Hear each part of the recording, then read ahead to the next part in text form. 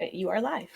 All right. Hello, everybody. I am so excited to be talking to Kathryn Finney, who has written such a great book, Build the Damn Thing. She's going to unleash a whole new generation of entrepreneurs. So, Kathryn, welcome. Thank you, Kim. It's so great to chat with you. I'm like such a fangirl. Uh, I am a fangirl. We were chatting before about why we wrote these books, our respect. So tell everybody what inspired you to write Build the Damn Thing. I wrote the book I wish I had when I started. Yeah, me too. Nobody told me anything. Mm-hmm, mm-hmm. And when I started, which was like, back in the stone ages of startups, it was what 2002, 2003, if we can remember that far back. Yes. Um, there wasn't a lot of information on building and startup in general, but particularly when you were someone for whom you didn't have certain privileges. I call Yeah. it in the book builders, right? Like Yeah. where you had to navigate things very differently than, Yes. the white guy in the hoodie. Like you just Yeah. couldn't like Or the white girl in the hoodie. but even as a woman, it we have to navigate this space differently. Yeah. Um, and in order to win, we have to think about things and engage in ways and even have different resources and tools than others. We just do. And there wasn't a book for someone like myself. Like, what do you do when you go into a meeting with an investor and they're so fascinated by you and your background Yeah. that the hour meeting, because you only get an hour meeting with a VC, only an hour, you don't get 61 minutes, it's just Yeah. 60 minutes. But the first 45 minutes are about you and how fascinated they are that you got in the room. And then the Yeah. last 15 minutes is actually about your business. And Yeah. then how do you navigate them away from you and your personal story to talk about your business, and really get into your business so that you can get the next meeting? And, Yeah.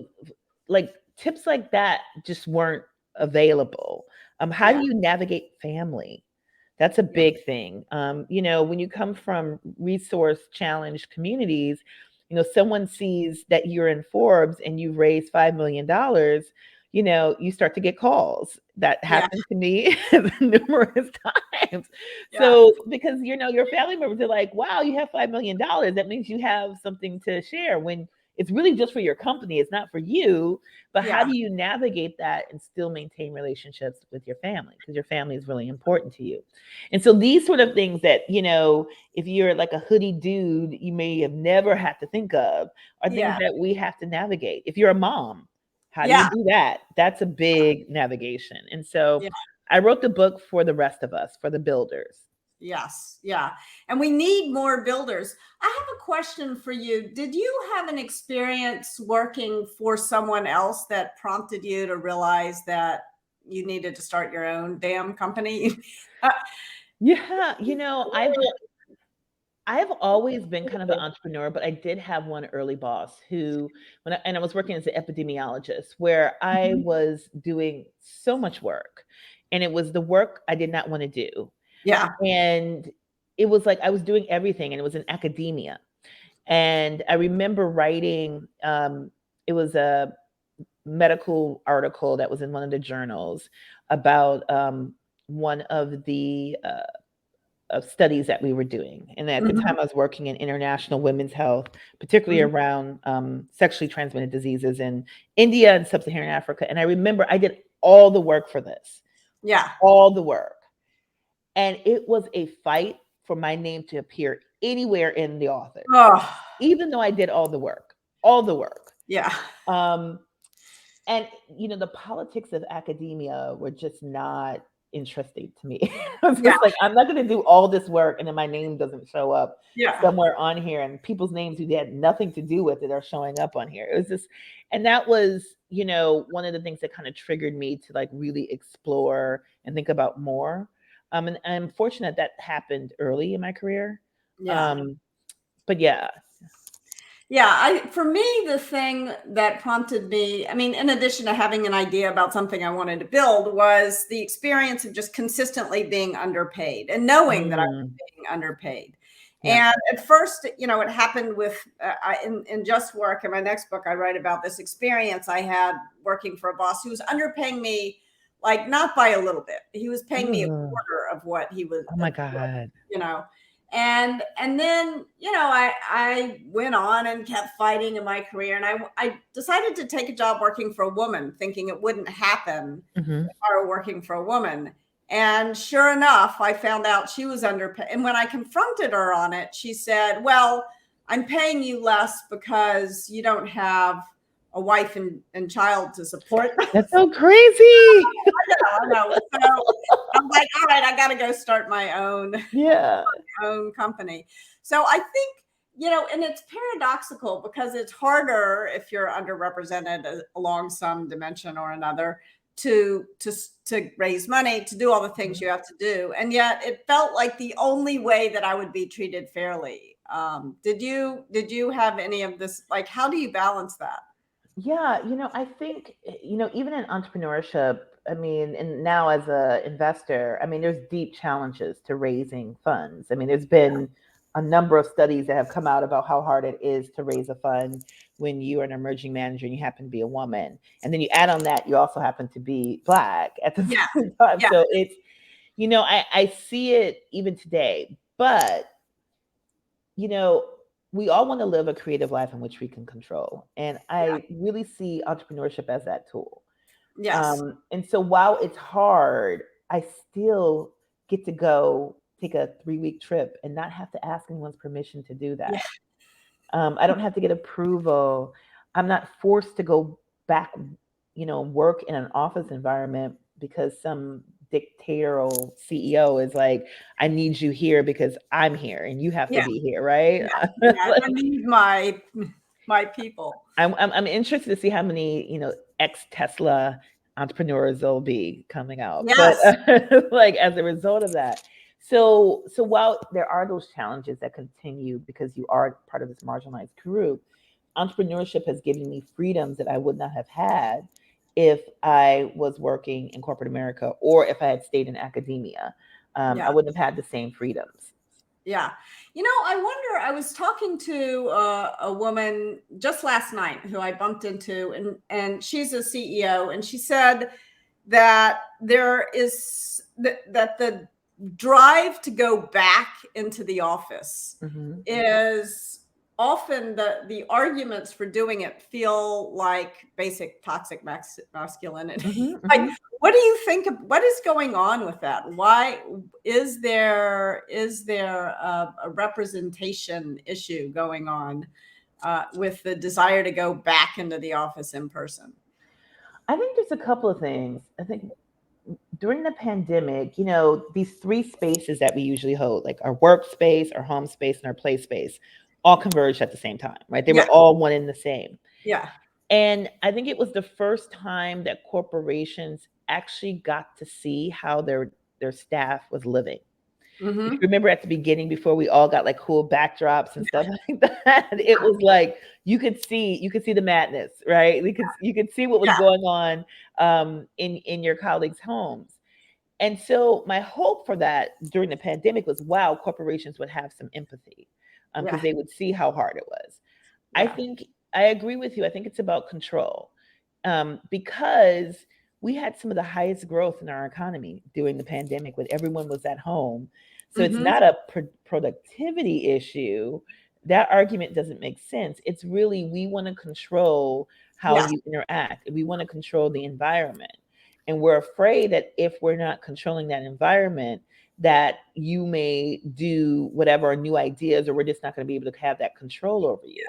And so I do think it's a little bit of the toxic masculinity of we want to control what you do. And I just think of the whole, Elon Musk Tesla thing. I mean, he was like so specific, like you can't be in an office if it's not an office, even if it's another. I mean, I was just like, dude, you have so much going on. Like you're thinking about this.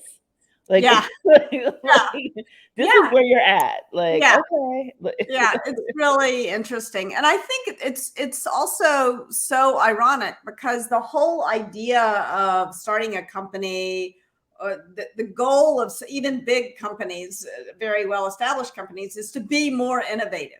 Yeah. And you can't control innovation. You've got to optimize for collaboration, not coercion. Yeah. And yet so many leaders don't understand that.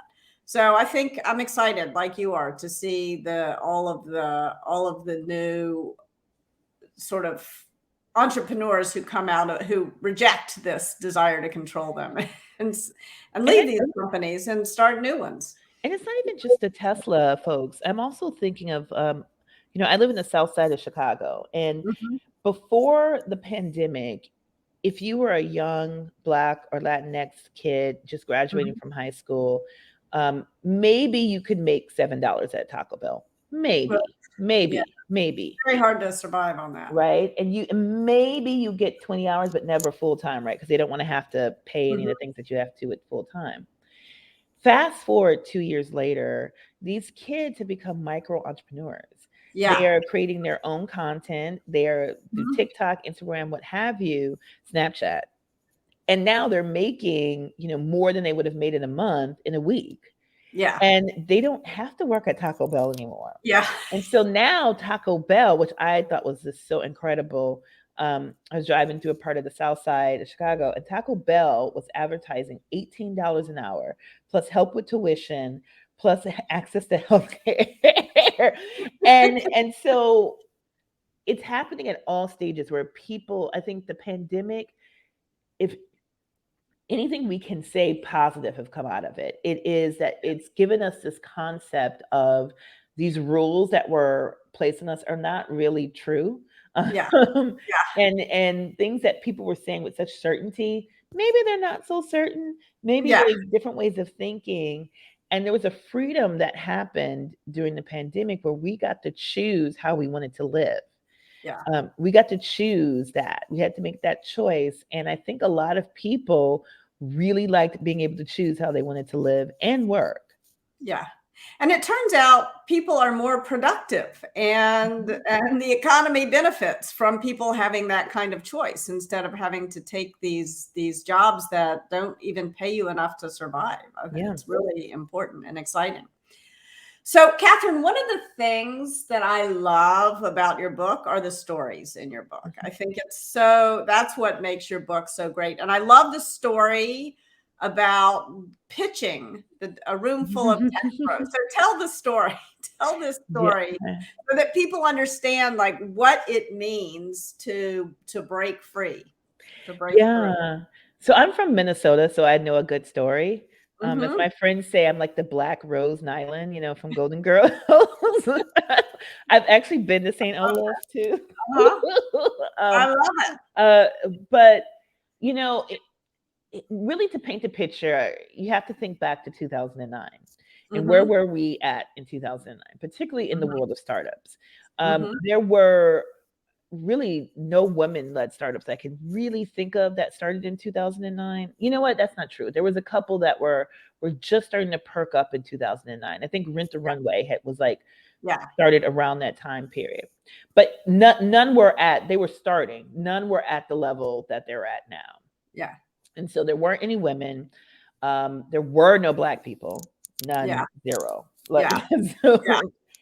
And here I was, this, at the time I had a media company that ran a blog called The Budget Fashionista, which was very, very popular at that time Hmm. and was doing quite well financially, just running the blog, being a spokesperson.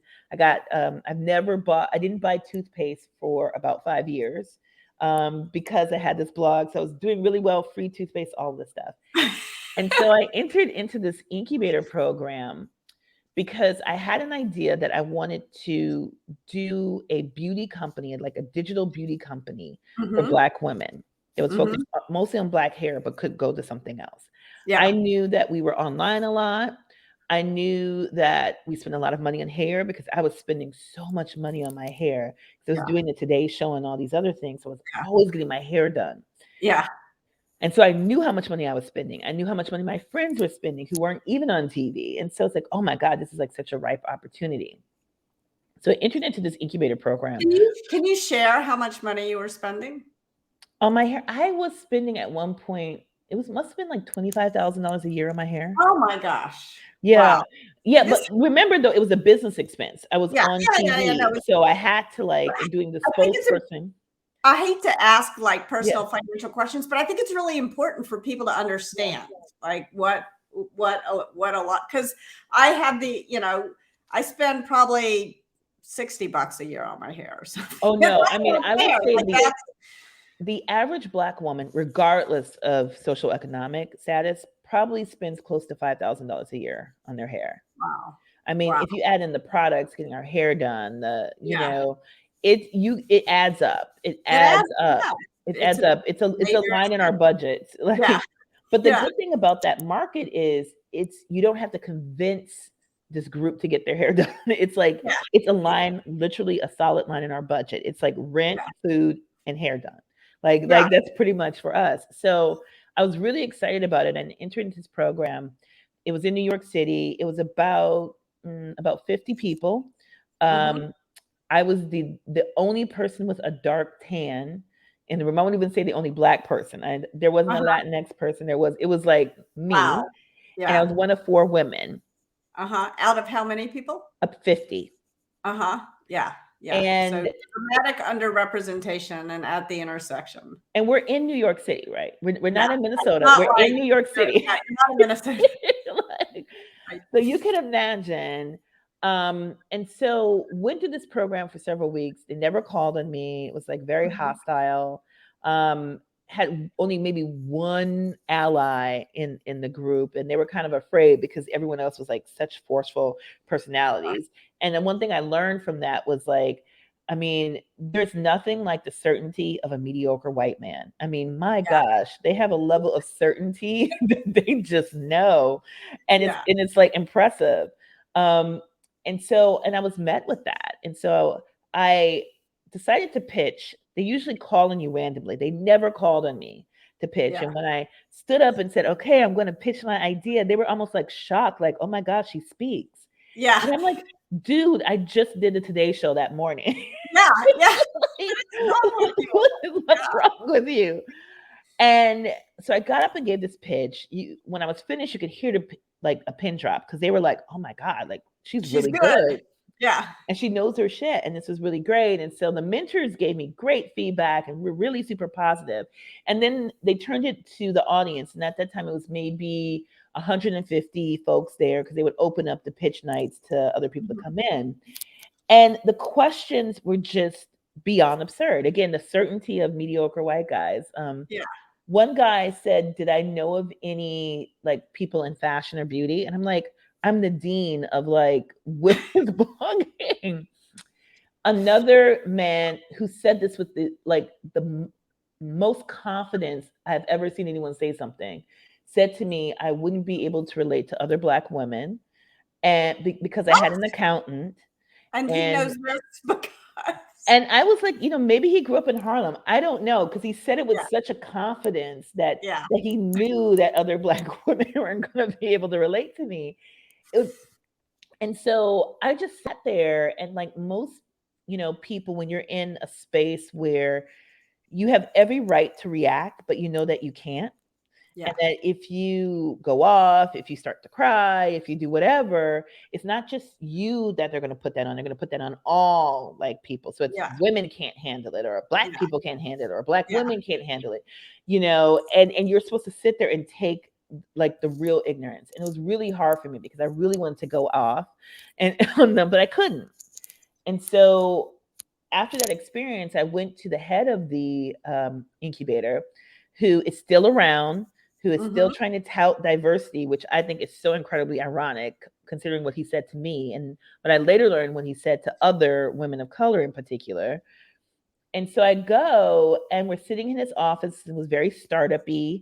It was like, in the middle of like some Yeah. failed like law firm, and had this like Yeah. massive desk, and had Yeah. like, the Arion chair, the Herman Miller chair, which is Yeah. like, why do you have a $2,000 chair? But Yeah. anyway, and there was like a whole wall that was like a white wall that had like scribblings on it, and I don't even know what it was. It didn't seem like Yeah. anything like particularly important. And then Me. we're talking, and I'm telling him about my challenges and here's what I'm building. And he said to me, quite frankly, I don't know of any Black women who received venture funding, and I don't think you will get it. Oh, for God's sake. What is wrong And with people? he stood up, kind of like, okay, bye-bye. You know how someone says, like, we're done.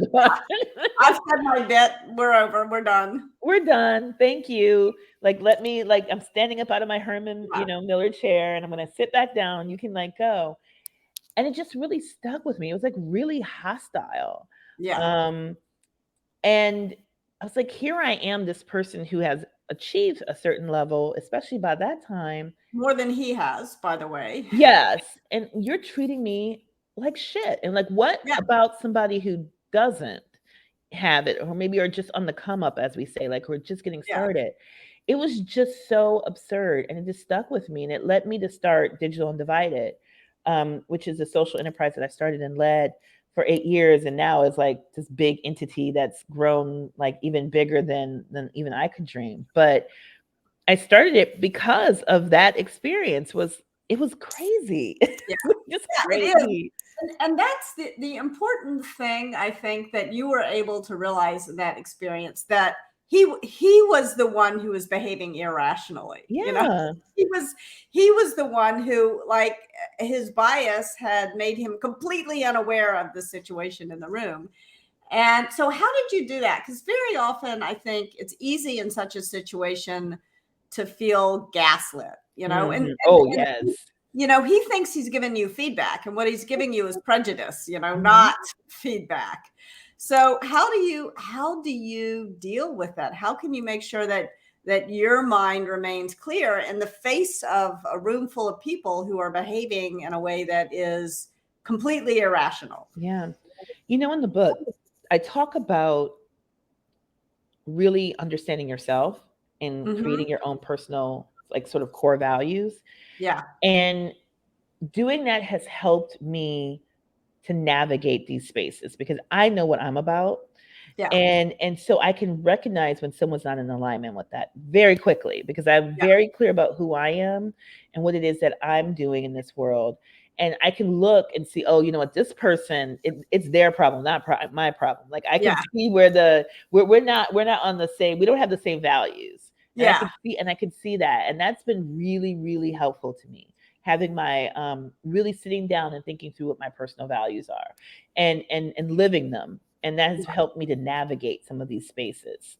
Yeah. It's so interesting that you say that, because I think it's kind of hard for the author of a book called Radical Candor to admit this, but I think for most of my career, I was in denial about the things that were happening to me, about when I was Mhm. kind of harmed by bias, prejudice, and bullying. And I was probably even deeper in denial about when I was the one who was causing harm, Yep. right? Yep. Because I was on both sides of that equation as a white woman in the workplace.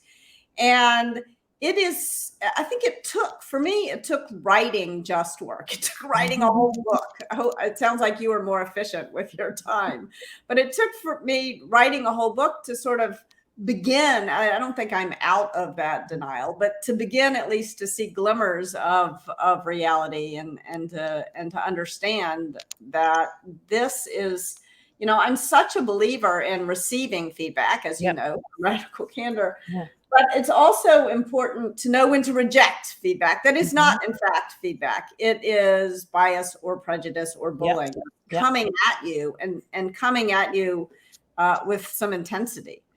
So thank you for sharing that story. How did you know that you wanted to start your companies? Like, how did you know that your idea was worthy of putting the energy that is required to start a company? I talk a little bit in Build a Damn Thing about how people have this gene that tells them not to do stuff. I don't have that Mhm. gene. Like, that Mhm. gene did somehow, that's not the one, the gene that I have. That's I've good. always known that I could take risk. And I've Mhm. known that I could take risk and start things because I had parents who took a risk and Mhm. the risk paid off. Yeah. And I didn't realize until actually writing this book how strongly that impacted me, of Yeah. seeing parents take a risk. My father was a brewery worker, in Milwaukee, Wisconsin, worked for Schlitz Brewery. The breweries all shut down and completely devastated the city. Yeah. Very similar to what happened in the early 80s across the industrial belt in the Midwest. Took this course at a center called OIC, which is Opportunities Industrial Center. Some dude from IBM was like, I'm going to teach displaced factory workers C++. I still think that's like amazing because this is like the early 80s. Like, how did he know to do that? What like inspired him to do that? And my dad fell in love and got a job at Digital Equipment. For those who are like DEC, the early personal equipment company, and moved my family to Minneapolis. And it was a huge risk because we knew no one in Minneapolis. Like we had no one. And it's a completely different environment in Milwaukee. Geographically, they're close, but there is a vast difference between Wisconsin and Minnesota. Very different communities. And especially Minneapolis and Milwaukee, which was Milwaukee being more blue collar, Minneapolis being very, very corporate. And so my family moved, and my dad worked his way up the ranks, was recruited away to Microsoft when Microsoft was like the cool, hot, young thing to be at. And then worked for EMC before he passed. But I saw him take this risk, this guy who didn't graduate from high school until he was 30, who didn't graduate from college. And when he did, it wasn't a traditional college, it was an online college. Really rose through the ranks and became a senior engineer at Microsoft and all this other stuff, and completely changed my family's financial future, but also the future of our community. And he took that risk and it won. He won. And so imagine being a little like, spicy little girl. Cause I was like this at like 5. Seeing parents do that and win. That gave me a blueprint. It's so important. And I think, it is one of the things that I thought about a lot as I was writing Just Work is how much riskier it is if you're underrepresented along 1 or 2 or 3 dimensions to take risks. Like it was a little riskier for me to take risks than the men around me.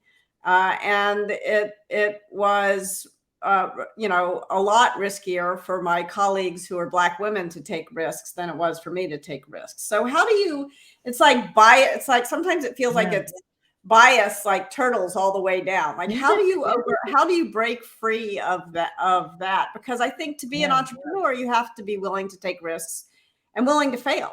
But if it's not safe to fail, like why, how do you break free of that catch-22? I think one of the challenges is that we don't get to own our failure, right?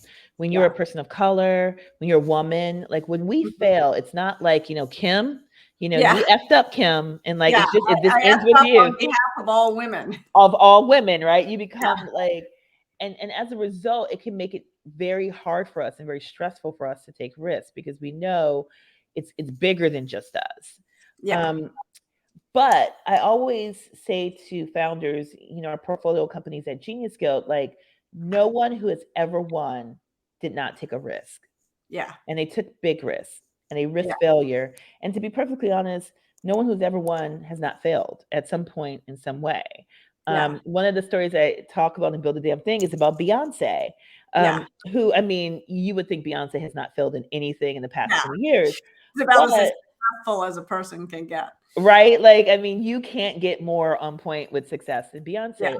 But when they first got started, Destiny's Child, they lost on Star Search to some like rock star band called Skeleton Crew. Right? Like, and you're like, no one knows who Skeleton Crew is. I don't think they even know who they are anymore. But they lost to them. Now, can you imagine if Beyonce was like, I'm done. I mean, I'm like, I'm not going to do it anymore. I failed. We got beat by some like, glam rock group. We're like done on national TV. And she didn't do that. There's a whole bunch of stories about Michael Jordan where he talks about how many shots he's missed and how many game winning things that he missed. And that's what makes him great is that he's failed all these times. And so I think it's really about getting comfortable with the failure and looking at failure as a data point, not an endpoint. Yeah. And so the epidemiologist in me, I'm like, what Uh-huh. data did I glean from that failure? What Yeah. did I get from that? And then how do I use it to implement into the next thing? To Instead of, succeed next time. yeah. Instead of like, it's the end. Okay, I failed. I'm going to go home and Yeah. watch Golden Girls, right? Yeah. Yeah. Yeah, and I think also, for me at least, there's this book, Mindset by Carol Dweck, about having a Yep. growth Yep. mindset, and then you can celebrate your successes as a way to get better at the thing. It's Yep. not a measure of who you are. You begin to look at your failures as a measure of how far you can go. You can go. So Yeah. that's one of the things that helped me. It was a book that was recommended to me in the same day by my kids' preschool teacher and by Scott Forstall, who led the iOS team at Yeah. Apple. That's a book. Yeah. Yeah. So one of the things I love, going back to Build the Damn Thing, one of the things I love was your articulation of the 5 bald-faced lies. Yeah. So what are these? Can you talk to me about the 5 lies? Share that with everybody. Yeah. I mean, and I think, you being in Silicon Valley, you probably recognize a lot of these. I mean, one is this sort of fallacy that you have to know how to code. Yeah. In order to start any sort of tech-enabled company. I mean, Yeah. yes, if you're going to do a software-based company, knowing the code is a good thing. But Although if I started one and I studied Slavic literature, so I love that. starting I started a software company, Right? with a Slavic lit degree. I love that. I love that. But it's like as you demonstrate in others, you don't have to. As I've Yeah. demonstrated, I don't have to. The Yeah. only thing I do say is to learn enough so that you can talk to your CTO and have Yeah. intelligent conversation. Yeah. So it just helps move the conversation along. But you don't have to know how to code. You don't have to go to an Ivy League institution. I mean, many Yeah. of the most successful people did not go to an Ivy League institution, right? Yeah. Absolutely. I think that I mean, I hate to bite the hand that fed me. But I think the Ivy League has done so much damage to our society. We really like there's Utah Valley University is a university. If you apply, you are accepted and they will find a way to fund it. And that is how universities ought to be. I mean, we need to invest in our people. Like what else are we about as a society? And I think that the Ivy League bragging that they only accept 6% or 5 whatever percentage, that's ridiculous. Like think about if Levi's bragged, well, we only sell our jeans to 5% of the people who want. It's absurd. So anyway, yes. Yeah. No, and having gone, I have a very interesting educational background. Like this strange mix of like very public institutions and very elite private institutions at the same time. So went to public high school in Minneapolis, but also went to Phillips Academy Andover, right? Like went to a public university for undergrad at Rutgers, but went to Yale for graduate school. It's like all, and being in these spaces, the network obviously coming out of an Ivy League institution is really amazing. But I do think it limits your ability to be creative because you don't really have to hustle at the same way you do when you're at a big public institution at like Rutgers, where I was at. To stand out when you have 2,500 people in your graduating class, like that's a feat. Like right? Like, that was a feat. And so I think there is a tendency to like not really understand the value of these other institutions and how they create this sort of ability for you to navigate many different spaces, which can be very helpful when you're an entrepreneur. Yeah, crucial even, I would say. Yeah. I think it's so important. Okay, so 2 of the bald face lies are you need to be technical. You don't. Another bald face lie is you need to have gone to an Ivy League institution. What are some of the others that we just need to reject? Oh my gosh.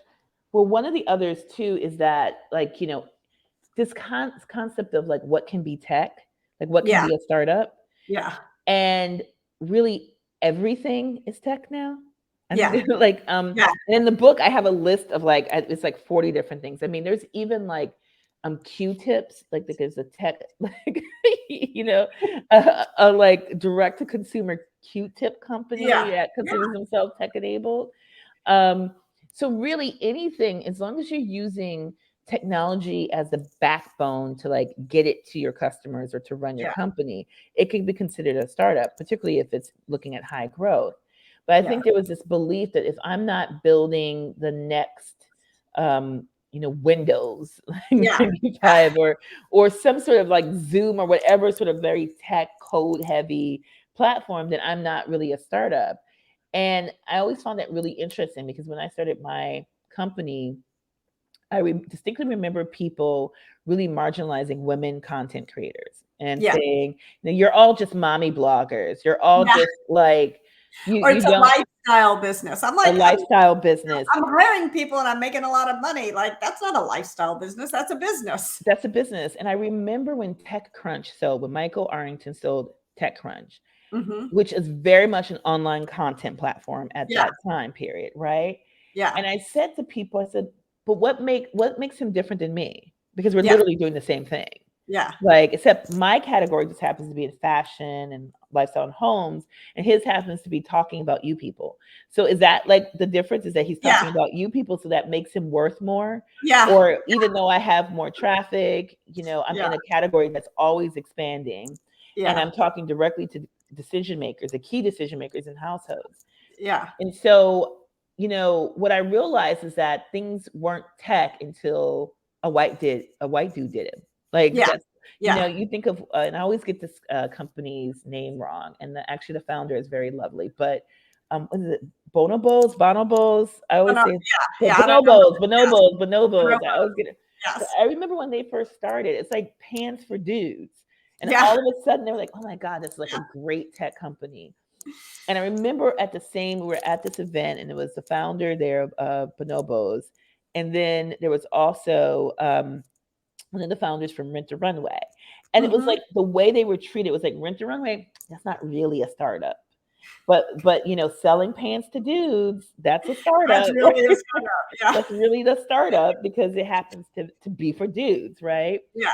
And so I think realizing that, and the key thing is to focus on a company that can grow and scale. That's really the difference.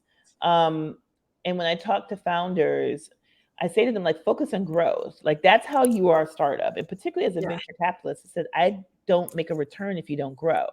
Yeah. Like, and so if you want to attract VC dollars, you have to have a real clear eye to growth.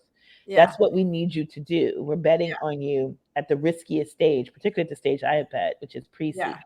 So I need you to grow, and I need you Yeah. to be obsessed with that and how Yeah. you're going to get bigger. Yeah. And I wonder if there's a way to fund companies that are growing, but not at the kind of Mm-hmm. rate that VCs often expect. Like, I don't know what to call that kind of fund, but I feel like there are a bunch of companies that are successful businesses, Yeah. successful, profitable businesses that have a hard time getting funding because they're not gonna grow endlessly, but they're still important and they're still fun to run, and it's you can still build a great life around those companies. So There that's are, maybe a topic for another conversation. But there are, and I talk about this in the book a little bit. There are a couple of different sort of areas that are emerging. One is revenue-based financing, Mhm. which is kind of like this mixture of like venture equity and like a bank loan, sort Yeah, of. yeah. And That's there's how people used to build businesses with a right bank. bank loans Yeah, until the bank stopped loaning, right? yeah. Um, and there's a couple of different organizations working in that. One is Founders First, Mhm. which is a company that's based out of San Diego. It's actually led by a dynamic Black woman named Kim Folsom, who invests using this revenue-based sort of system um, in startups, early stage companies that may not be at the venture level yet in terms of Yeah, growth, but definitely are profitable, yeah. definitely are real viable businesses. Yeah, yeah. I think that's so important for people to know about because it's possible to run a business that is a going concern that's not, it doesn't fit the venture backed model. Yeah. What one of the other questions I had for you, I don't know if you've had this experience, but sort of when I've started several different companies now, and I remember early on when I started this one called Juice. that was the one that I started in order to pay myself reasonably and also not to underpay other people.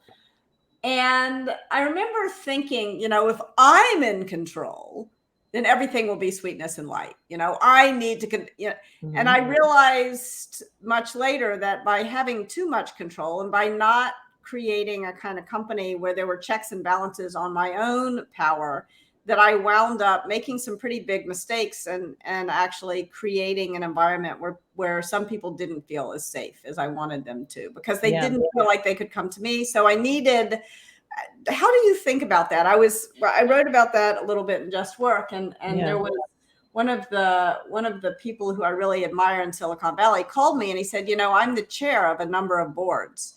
And he said, who's checking my power? How do I create a check? And I'm like, success. That's the right question. So have you given some thought to that? Yeah, I think it's really hard to create an environment where everyone trusts each other, particularly in today's age. And as a leader, the only way you can build trust is by action, right? That's like literally the only way you can build it. People are watching you at all times. And one of the things that we have done, I happen to have a really talented chief of staff who I've worked with for a while, who will definitely tell me the truth. Surrounding yourself with people who will be radically candid is really very radically candid, and she knows that she can. I think one of the things too, and I've seen this happen, and I haven't, to be really honest, quite figure out how to like navigate it, is when you are a kind of pseudo celebrity yourself. People come in with certain notions, right, about you. And how do you get them to see you as you? As a person, right? As a person. Projection screen. Not as projection screen or like, and so when you say things, I'm always very sensitive with like early employees because it's like, again, Oprah said I'm a piece of shit. Like, no, I didn't say that. Right? I didn't say that. That's not what I meant. But sometimes it's because of who you are, your words have a bit more weight. And you have to be very conscious of that as a CEO. No matter whether you're famous or not, your word always has more weight in the organization than others. And so how do you navigate that so that your word is still respected, but it's not like a death, to people, like a stake in their heart.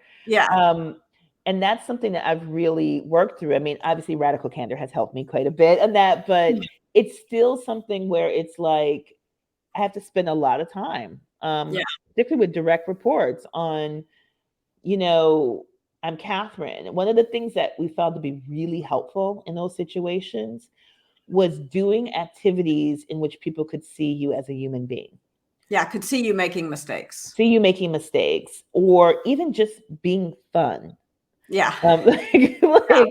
And so we have at least twice a year, like an all hands retreat, and we usually go someplace fun. Because we're women, we went to Miraval, we went to the spa. We're women, we're going to do this, and it was like, and that is awesome. But it broke down some barriers. I mean, another thing that I thought was really interesting is, I'm divorced and I'm like starting to date, and my team loved it, particularly the younger members who always saw me as this mentor. And so they're like, oh my God, we get to mentor Kathryn now. Like we get to tell her how to think. They're like, we get to look through her Bumble and like give her advice. And they were like, literally like, no, we don't like this picture. That picture's not great. I mean, they were practicing radical candor at that point on me. Maybe a little too radical, but it's okay. But it allowed them to step in a mentorship role. And I'm not saying that you need to have your staff go through your dating profile. But it's some way in which your staff can mentor you. And something where they can like step in. I just saw how that changed the dynamics quite a bit. So people weren't so afraid to talk to me about stuff and weren't so afraid to share with me about stuff, which was really, really cool. Yeah, they were very candid. Good for you for making yourself vulnerable. Mm. I'll never forget feedback I got when I was single on my profile. Someone called me up and said, "Kim, your profile reads like this. It reads like I haven't met you yet, but I already hate you." And I was like, "Oh my God." Yeah, right. That's the kind Right. of feedback. I went back and changed it, and then Right? Like I haven't. online, you know. I mean, So it's like I didn't know I appeared that way, but yeah, okay. Like, thank you yeah, for the radical feedback. yeah. But yeah, I better change it. So what do you think makes a great founder? When you're investing in founders, what are you looking for? I'm looking for people who have conviction, Mm-hmm. who really understand what they're building and have some sort of domain experience in it. Mm-hmm. Um, you know, if you're building a healthcare company, I want you to have some experience in health. Like, Yeah. I think someone or you or your co-founder, not Yeah. someone on the team, but you or your co-founder needs to have that experience. Yeah. Um, because that tells me not only do you kind of know the industry, it also tells me that you probably have a network in the industry already, and you're not trying to build a network in the industry. Yeah. I look for founders who, Sorry, can I yeah, interrupt you for a second? I want to double click on the network issue because I think it's so important for yeah, founders to have a good network. But I was just talking to somebody the other day about this. There is such a huge network bias. oh yeah, yeah.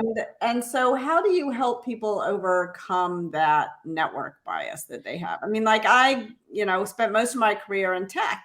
And at one point I realized that my personal network was so predominantly white and to a lesser extent Asian men.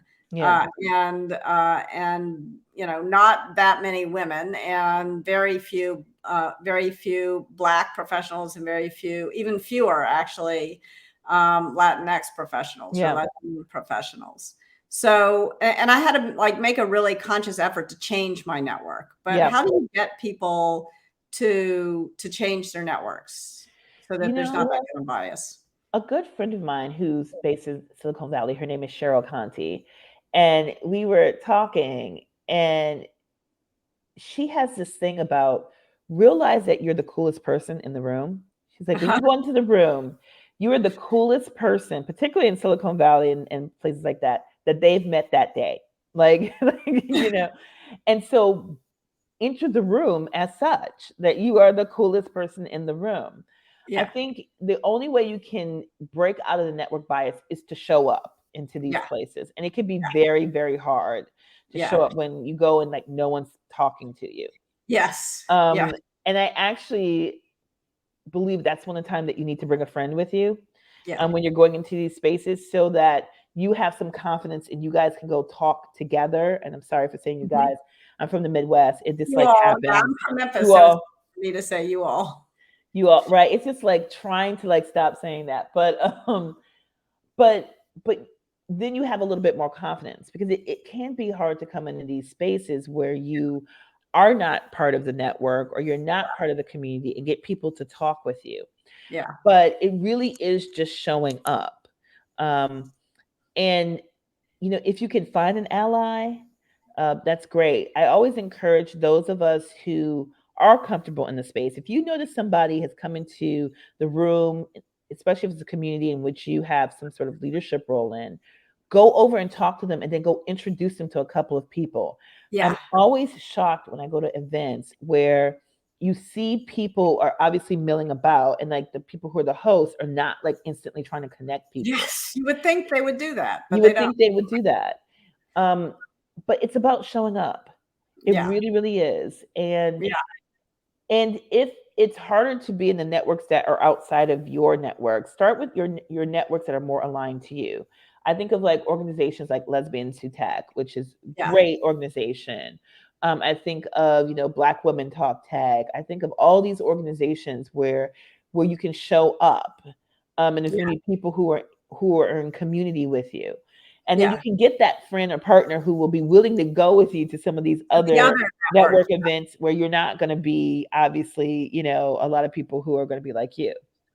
Yeah, my father gave me this advice when I was very young. I was extremely shy, and I would have trouble even going to family events. I didn't want to talk to anybody. And my father said to me, everyone in the room feels the way you do, Kim. And the best thing you can do to overcome your own feelings of reluctance to talk to people is to look around the room and find someone who looks like they're feeling the way you do and go talk to them. Go make them stop focusing on yourself and start focusing on the fact that other people are have that fit. And that was helpful for me. The other thing that I think is when we talk about network, that's useful to me. I remember when I was at a Model United Nations, and I did this a bunch of times in school, and mostly it was this is in high school, so mostly it was boys. There were very few girls who did it. And so for the first couple of years, I dealt with it by being extremely well prepared, way better prepared than anyone else in the room. And then the last year I did it, a lot was going on and I just didn't have time to prepare. And I just showed up. And for the first time, I really observed what was going on. And I realized that these guys in the room who were doing most of the talking had no idea about it. They didn't really know what they were talking about. I hadn't noticed before. And they were just kind of bloviating, Confident, mediocre. Yes. Mediocre, right. And I was like, well, if they can bloviate, I can bloviate. I don't need to prepare to do that. Yeah. And I did it. I just did it myself. But then I felt kind of gross about having done it. And I left early.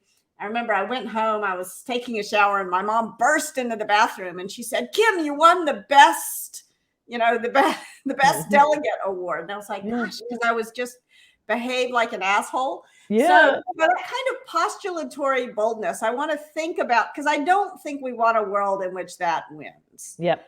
And at the same time, it works. So how do you, I don't want to be a bloviating BSer. Yeah. But at the same time, I want to channel a little bit of that in order, if I walk into a room full of people I don't know, so that I can show up with confidence. How do you think about that? It really goes back to you're the coolest person that people met that day, right? And if you think, you know what, I'm really cool. I am interesting. I have this sort of life. I do this sort of things. I am uniquely me. So when I show up, I'm going to show up uniquely as me. Yeah. And I have found coming with that sort of energy has been really beneficial to me. And I don't know if it's from, my Minnesotanness, mashup of Minnesota and New York that comes together in a very weird way. Yeah. But it's this sort of thing of I'm coming in this room. I am cool. I'm unique. I have something to contribute to everyone here. Yeah. And of course, people want to talk to me because I actually have something to say. And that's not being, that's not bravado. That's just, you have something to say. And we all do. We all have stories. Every last one of us has something to say. Yeah. And we just maybe need to believe it. And make sure that we enter rooms believing that we have something to say. And then it's really interesting when you enter in a room like that, then people come up and talk to you a lot.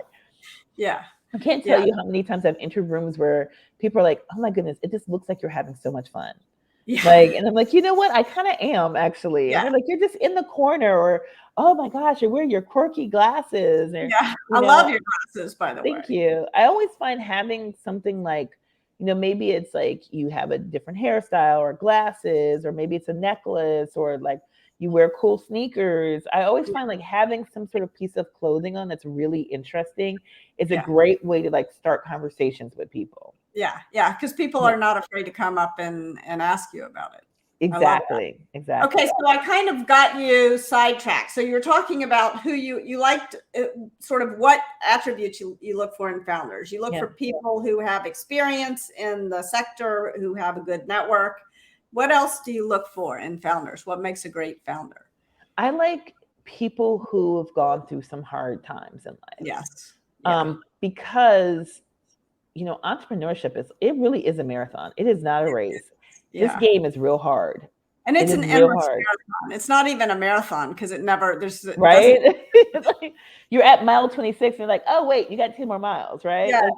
Or maybe 26 more miles. Those crazy road races in Colorado or whatever. It is you have to have endurance. You have to have patience. You have to have the ability to work through some problems and come out on the other end. And so meeting founders who've worked through some things and have come through on the other end is very, very, very intriguing to me.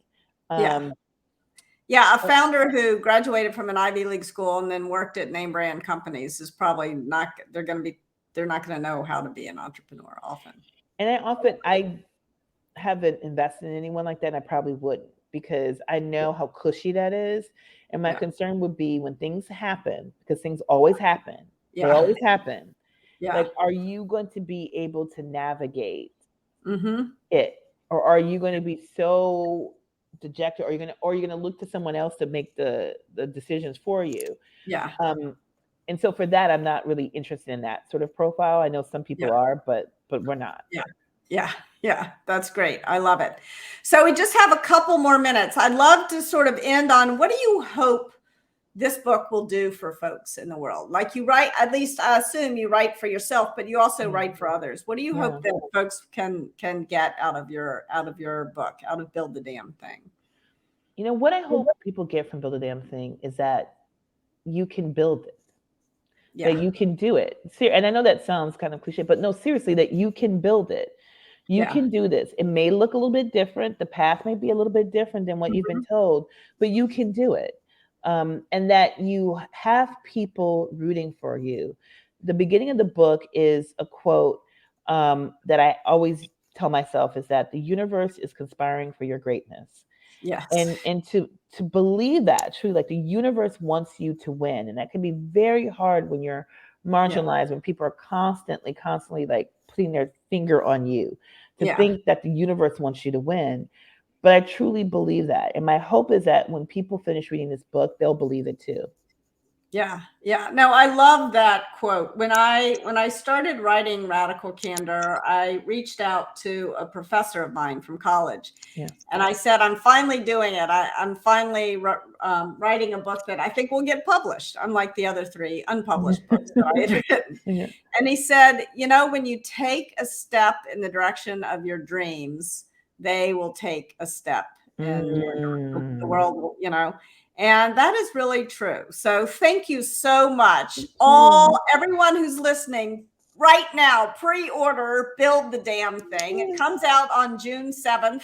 And pre-orders are so important for writers, and writing is a labor of love. So Kathryn, thank you so much for this labor of love. I know it's going to inspire so many people to build organizations where people can love their work and the people who they work with. And that's what we want to do. Thank you so much, Kim. It was my pleasure. Thank you, Kathryn. Take care. Bye-bye. Be well.